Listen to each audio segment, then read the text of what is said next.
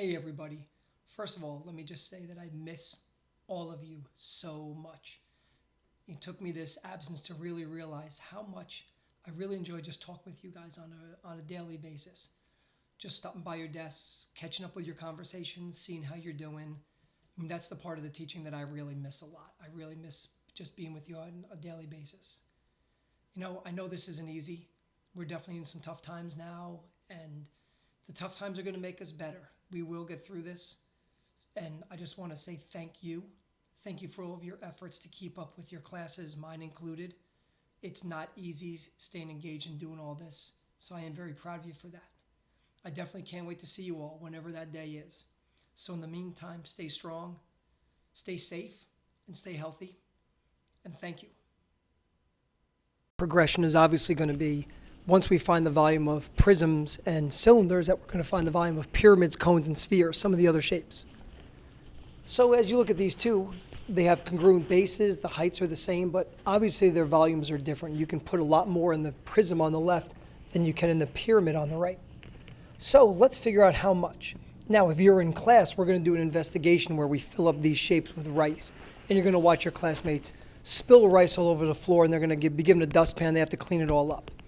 So what they're going to do is they're going to choose a prism and the pyramid with a congruent base and height, and they're going to fill up that prism or fill up the pyramid and pour it into the prism, and they're going to think, okay, it looks like about a third of the prism is filled by dumping in the entire pyramid's contents. And then we'll do it again. We'll fill it up 3 different times. We'll do the same procedure for the cylinder and the cone. We're going to take the cone and fill it to the top with rice and pour it into the cylinder. And it will take 3 times of dumping the cone's contents into the cylinder to fill up the cylinder. So that's going to motivate us to come up with this idea of the volume formula for a pyramid or for a cone. And again, we'll use big B for the area of the base. We'll use big H for the height.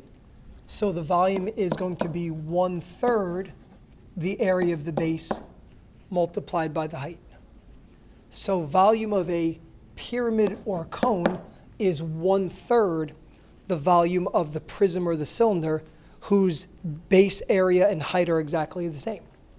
So this was the 1/3 times base times height. Let's do a couple practice problems. Pause here if you want and try the first one. So I got myself a pyramid. It looks like it's a rectangular type of base. So the volume is going to be 1/3 times the area of the base. The base looks like it's a rectangle, maybe a square, so we'll do 4 times 4. The height is 6. We'll multiply these together. 4 times 4 is 16. 1/3 of 6 is 2. So our volume is going to be 32 square units.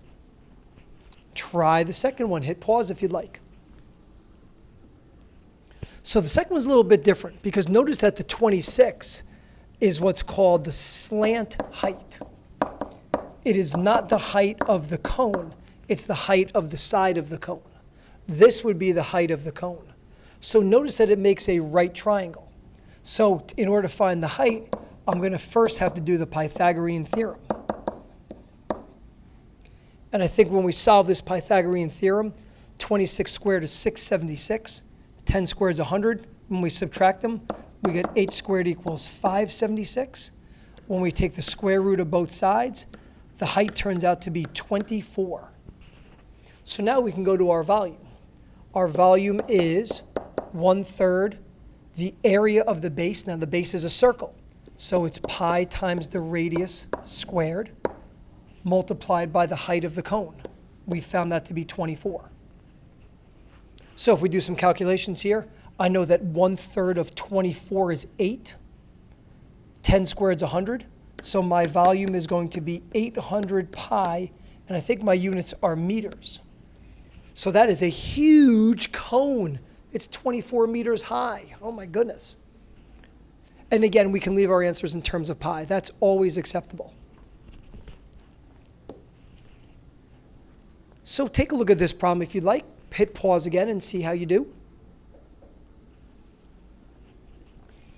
All right, so it's a pyramid with a square base.